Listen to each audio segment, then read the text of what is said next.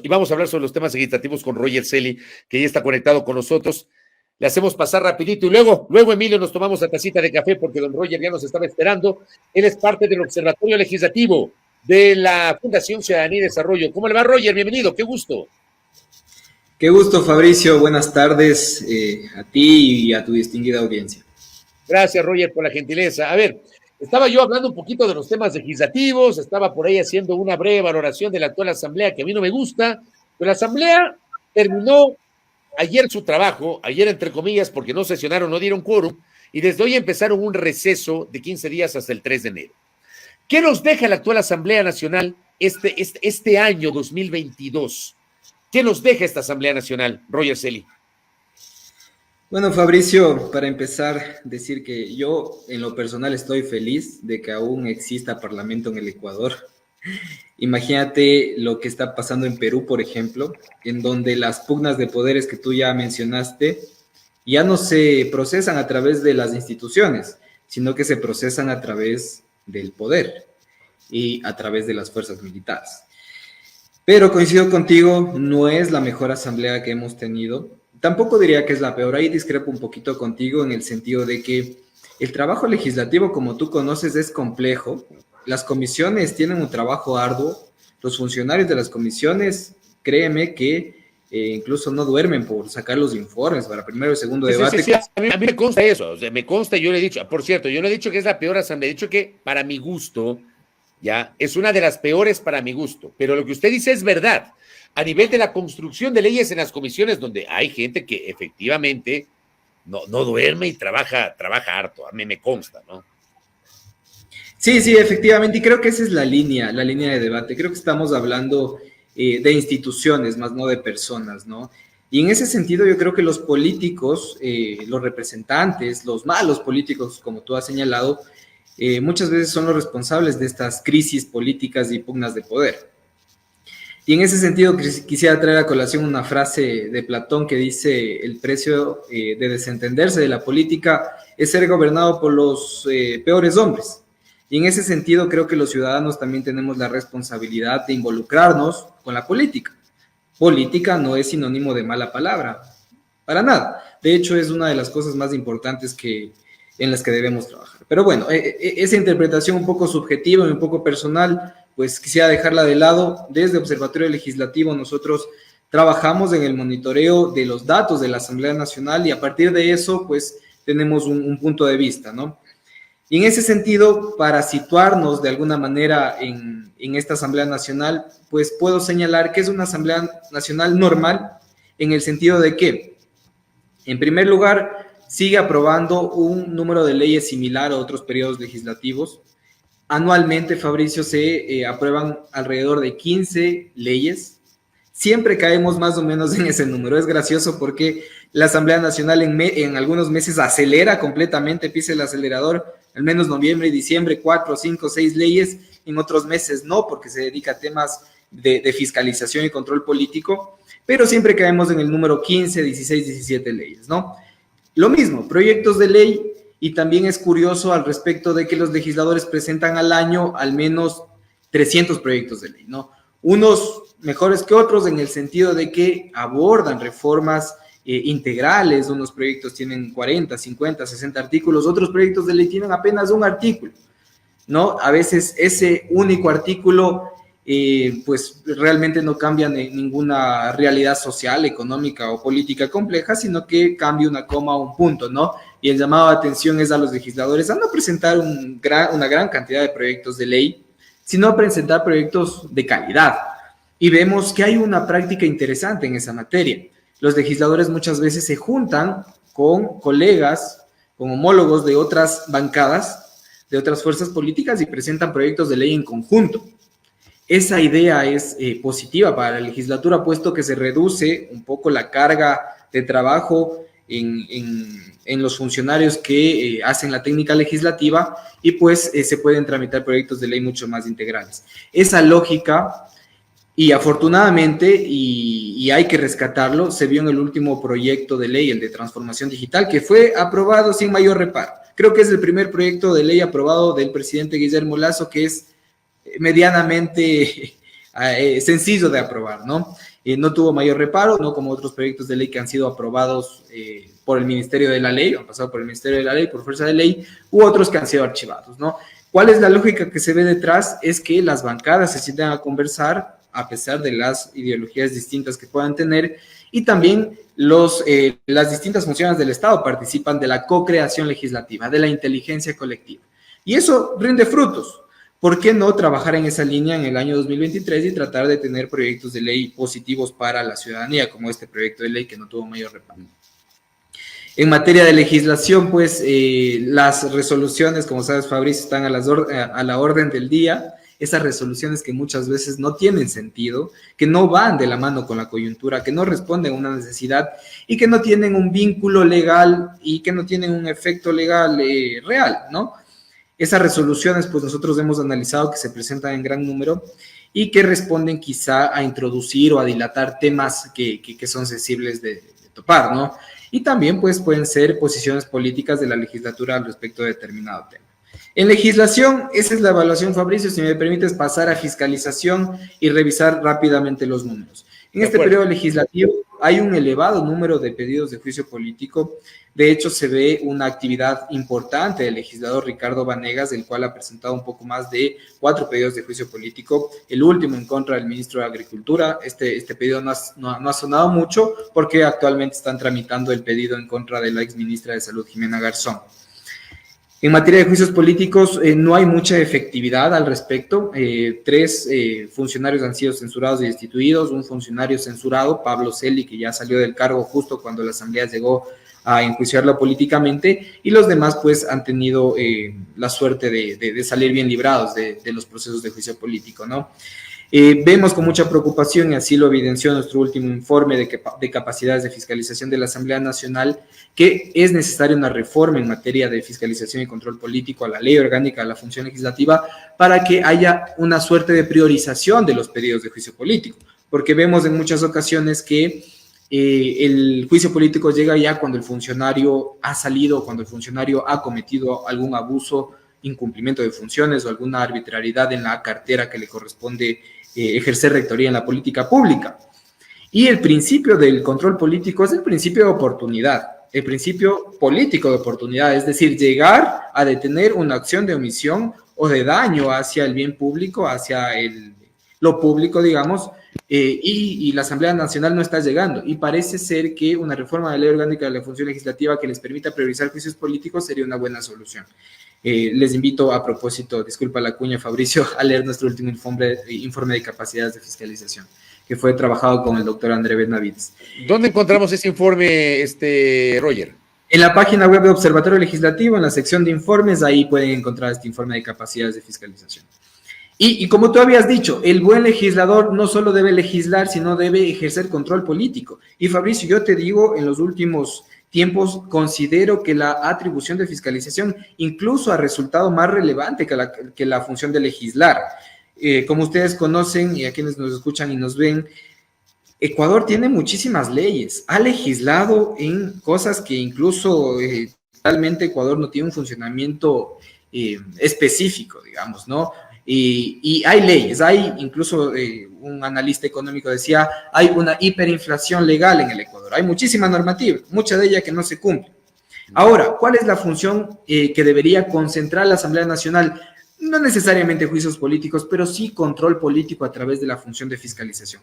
Pedir información a los funcionarios, ver si la ley se está cumpliendo, ver si la política pública está funcionando, ver si se está asignando el presupuesto necesario y verificar si es que hay un incumplimiento de funciones, con base en la ley, proceder a un enjuiciamiento político. Creo que más allá de lo que parecería ser el control político bloqueo, como que no se deja trabajar al gobierno, creo que en cualquier democracia este equilibrio de poderes, este contrapeso del legislativo debe ser fortalecido, ¿no?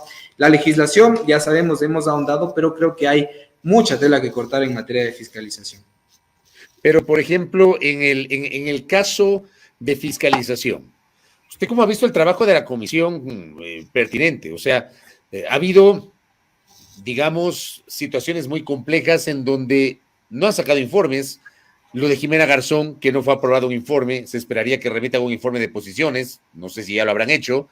En el caso de Pablo Celi, no aprobaron un informe, es más, no pidieron autorización para la extensión del plazo y se quedaron sin informe que tuvo que resolver el Pleno, porque el tema del juicio político al Consejo de Participación Ciudadana y Control Social. O sea, a mí me parece que hay ciertos juicios políticos sobre los cuales el papel de la comisión ha sido muy, muy discutible, Roger. Sí, Fabricio, yo coincido contigo. Hay muchísimos errores de carácter administrativo procedimental en la Asamblea Nacional, pero te diré, más allá de eso, está la política, está la oportunidad política de los legisladores de sancionar o no cualquier arbitrariedad. Hablemos de legislación comparada. En otros parlamentos, Fabricio, la ley orgánica de los parlamentos de Perú, de Bolivia, de Argentina o de Chile, establecen secciones muy escuetas para lo que tiene que ver con juicios políticos, principios, generalidades. La ley orgánica de la función legislativa acá colocó muchísimas restricciones. Afortunadamente colocó una reforma que permite que el Pleno de la Asamblea Nacional se pronuncie a pesar de que la Comisión de Fiscalización o no apruebe el informe, o no entregue informe de posiciones, o archive, o lo que sea que decida hacer la comisión. El Pleno de la Asamblea Nacional en última instancia podrá decidir al respecto de si avanza a un juicio político o lo archiva.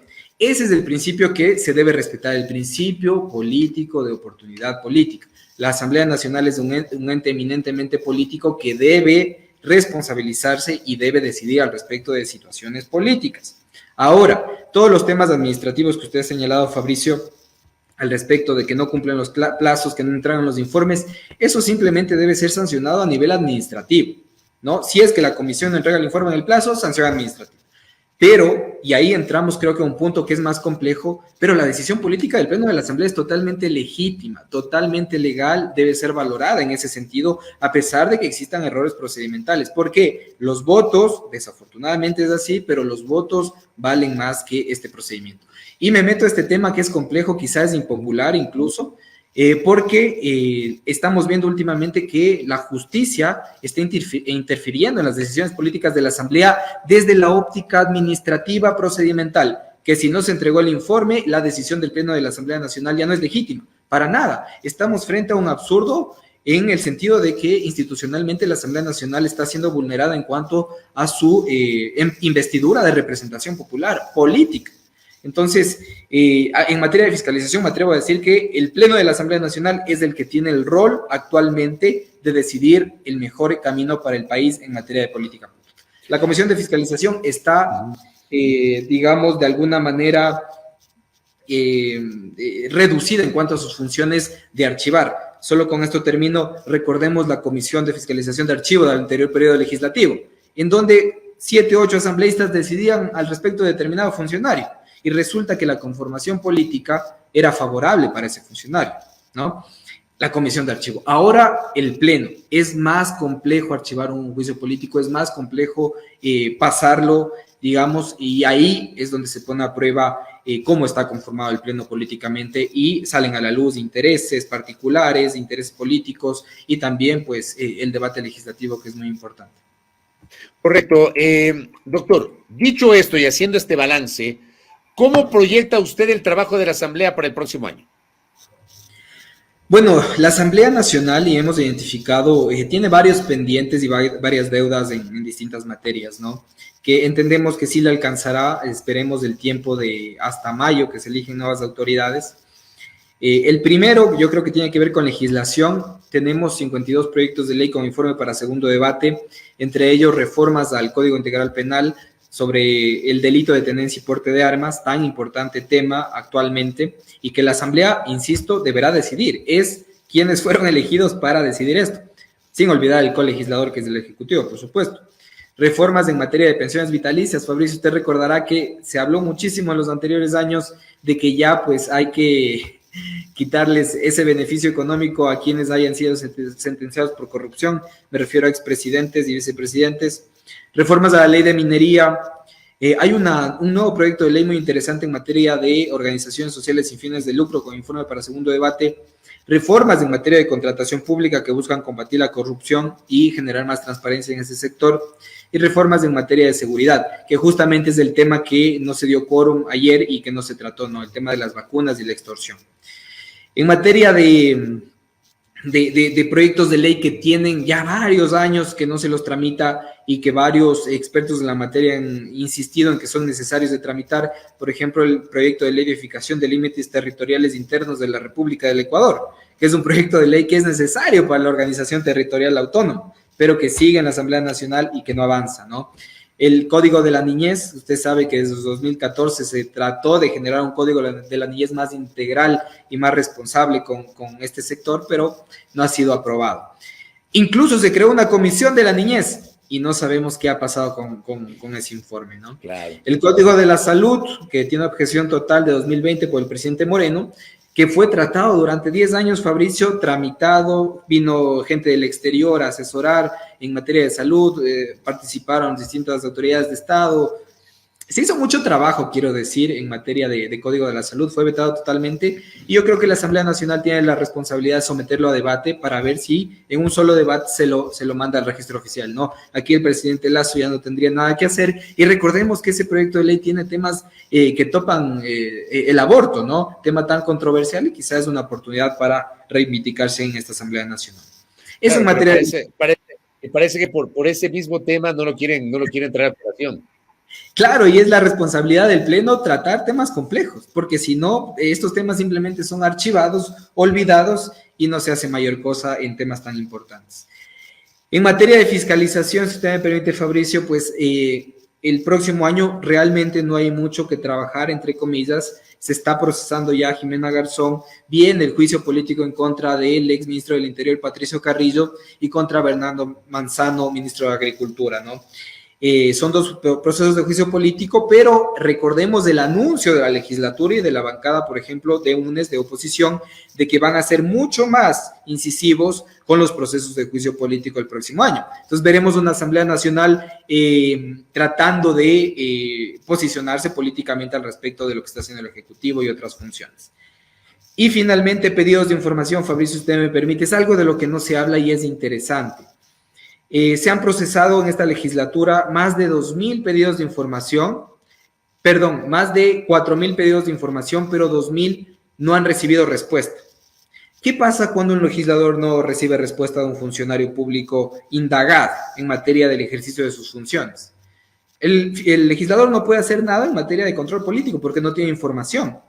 Pero las reformas a la ley orgánica de la función legislativa incluyeron como causal de juicio político el no entregar información evidentemente a sujetos pasivos de juicio político, como lo son ministros, secretarios y otros rectores de política pública. ¿Qué está pasando con esos 2.000 pedidos? ¿Quién no está entregando información? Desafortunadamente, la lista de los funcionarios incumplidos, yo la llamo así, que establece que se debe transparentar por parte de la Asamblea, aún no se ha publicado. Y ese es el llamado de atención, ¿no? Y finalmente, y yo diría que hay que hablar de la institucionalidad de la Asamblea Nacional.